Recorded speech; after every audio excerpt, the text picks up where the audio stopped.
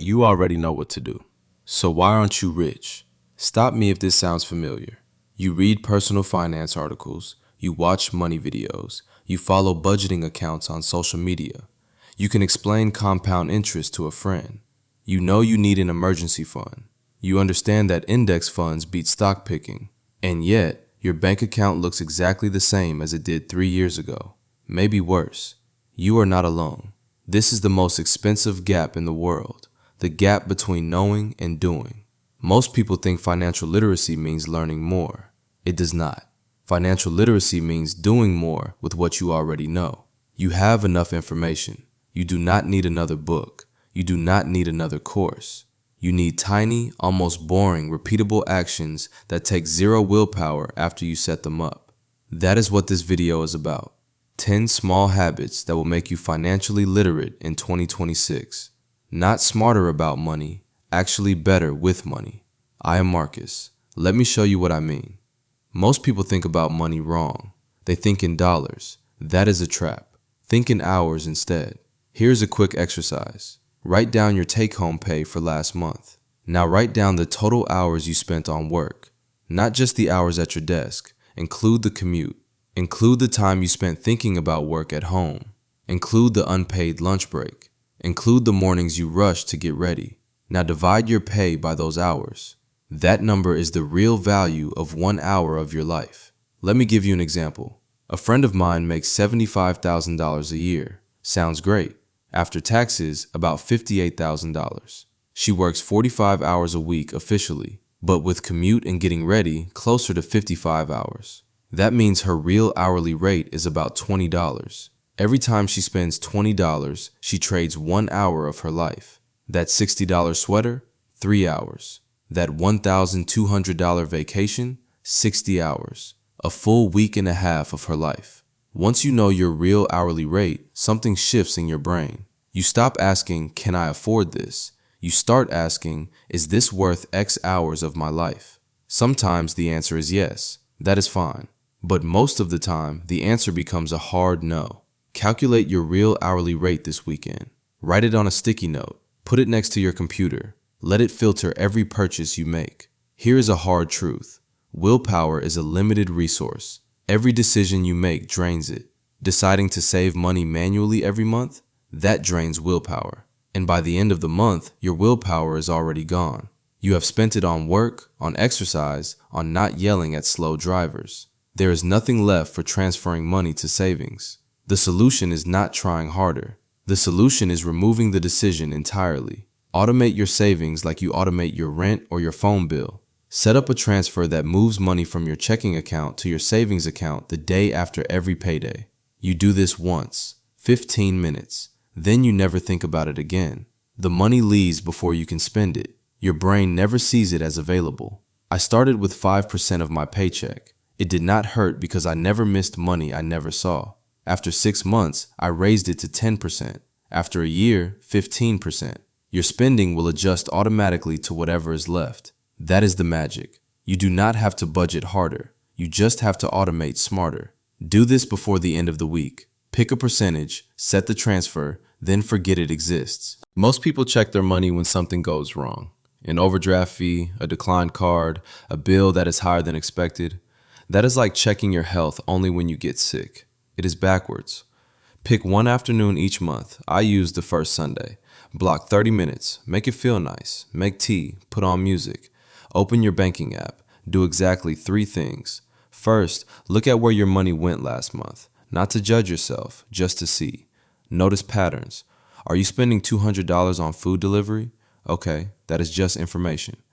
Second, check one number only. Your progress toward one goal. Maybe you are paying off a credit card. Maybe you are building an emergency fund. Just see if you moved forward or backward. Third, choose one small change for the next 30 days. Not 10 changes, 1. Cancel 1 subscription. Cook 2 more meals at home each week. Move an extra $20 to savings. That is it. 30 minutes, 3 actions, 1 change. Over a year, that is 6 hours of attention for 12 small changes. Those 12 changes will transform your finances more than reading 50 books. Put it on your calendar right now. Call it Money Date. Do not cancel on yourself. Real talk for a second. Most people watching this video will do nothing. They will nod along, they will feel motivated, and then they will close YouTube and go back to their normal life. That is the gap I am talking about. If you are still here, you want to be different. So prove it. Hit like right now. Subscribe to my channel. It takes 2 seconds and it changes the algorithm. YouTube will start showing you more videos about action, not just information. Do it. I will wait. Okay, let us keep going. There is a question that changed how I spend money. I want you to steal it. Before you buy anything over $20, ask yourself this. Is this putting money in my pocket or taking money out? That is it. A thing that puts money in your pocket is an asset. A thing that takes money out is a liability. A lawnmower you use to start a landscaping business? Asset. It makes you money. A lawnmower for your own yard? Liability. It costs you gas and maintenance. A course that teaches you a high-income skill? Asset. A new phone every year? Liability. A house you live in? Mostly liability. It costs you taxes, insurance, repairs, interest. A house you rent out? Asset. Tenants pay your mortgage. I am not saying never buy liabilities. You need a place to live. You need transportation. You need food. But most people never stop to ask the question. They just buy. Then they wonder why their money disappears. Start asking the question, out loud if you have to. You will be surprised how many purchases suddenly seem less exciting. And the money you do not spend, that stays in your pocket. That is the whole point. Budgeting every single expense is exhausting. Most people quit after 2 weeks. I quit after 3 days. There is a better way. Track only your net worth.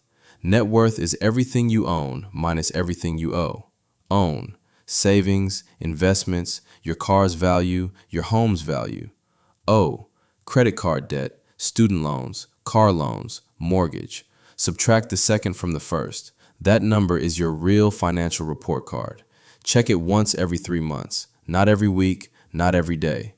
Every 3 months. Why? Because daily changes do not matter. Your investments go up and down. Your spending varies.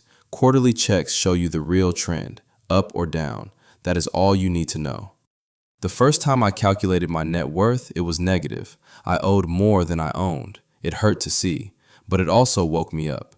3 months later, I checked again. Still negative, but less negative. That tiny improvement felt amazing. 6 months later, positive. I almost cried. You cannot get that feeling from a daily budget spreadsheet. Set up a simple net worth tracker in a spreadsheet or a free app. Update it in January, April, July, and October. 1 hour per year. That 1 hour will keep you moving forward when motivation runs out.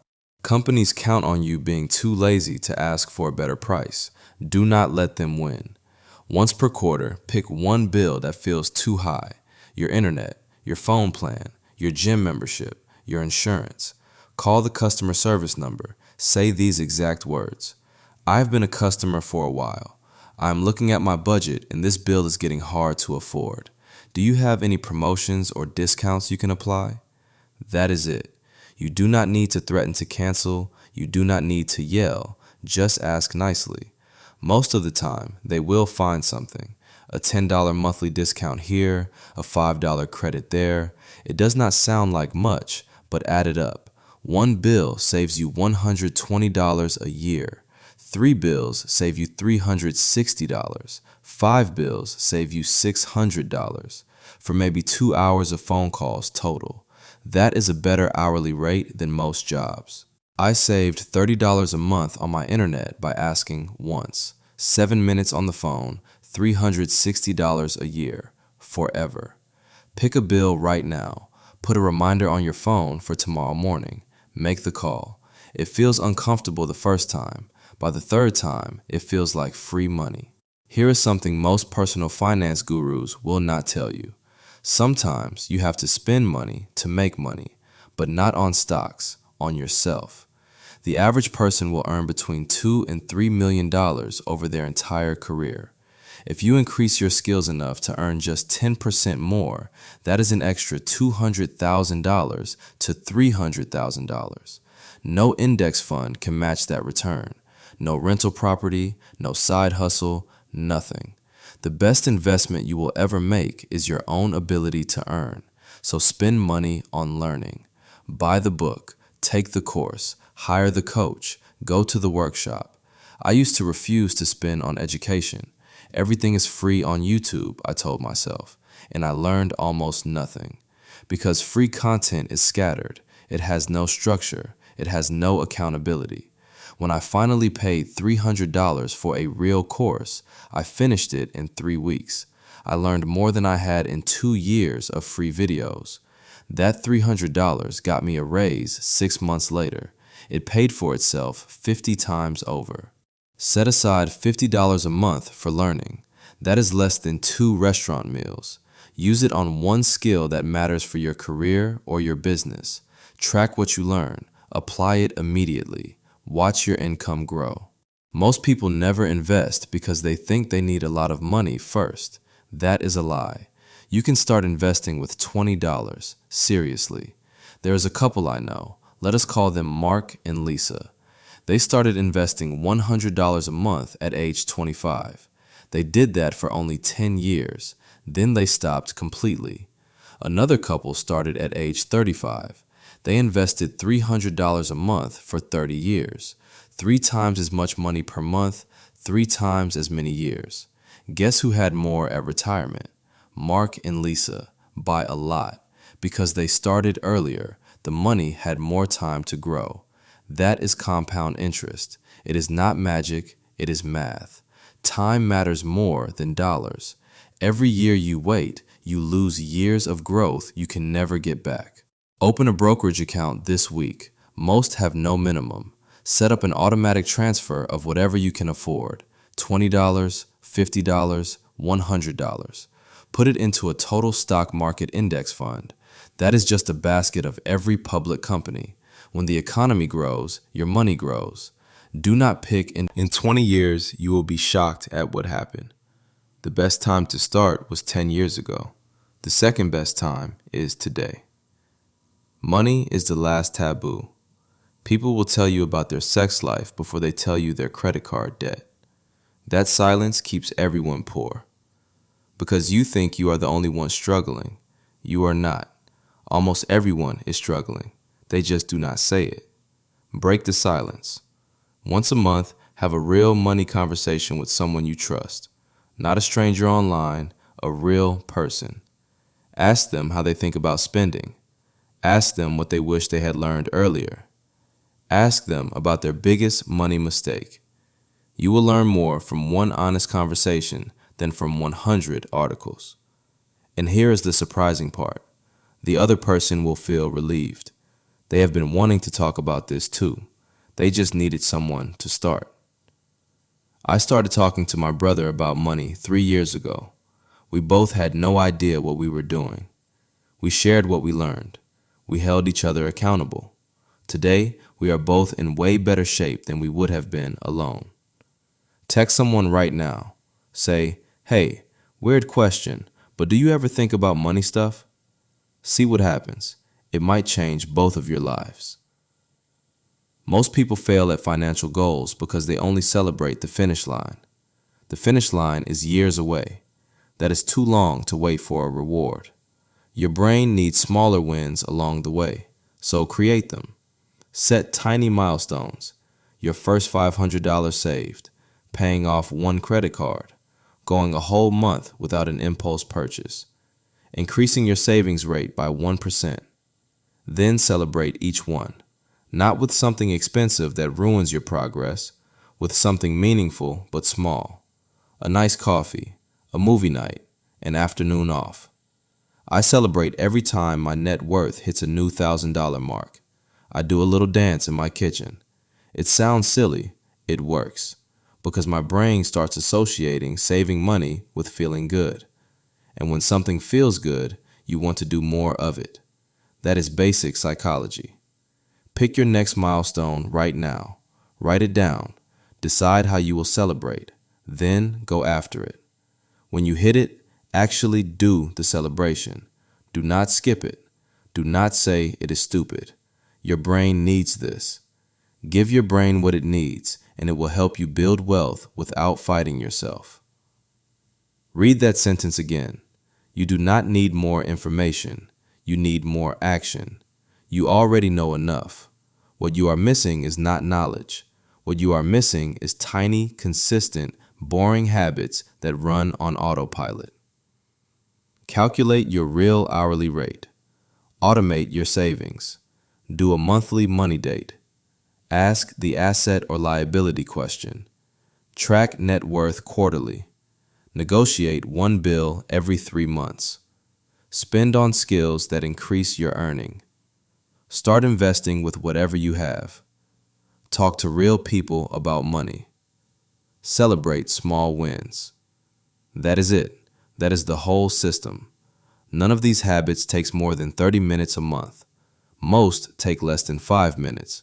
But done consistently over years, they will change your financial life more than any book or course ever could. Here is your assignment. Pick one habit from this list, just one. Do it this week. Then come back and do another one next week. Do not try all 10 at once. That is how you fail. One habit, 1 week. That is all. If you are serious about closing the gap between knowing and doing, hit like right now. Subscribe to my channel and comment the words Day 1 below. Tell me which habit you are starting. I read every single comment. Your bank account is not going to fix itself, but it does not need a miracle. It just needs you to start. Start today, not January 1st, not Monday, today. Close this video, open your banking app, do one thing, then come back for the next habit. I am Marcus. I will see you in the next video.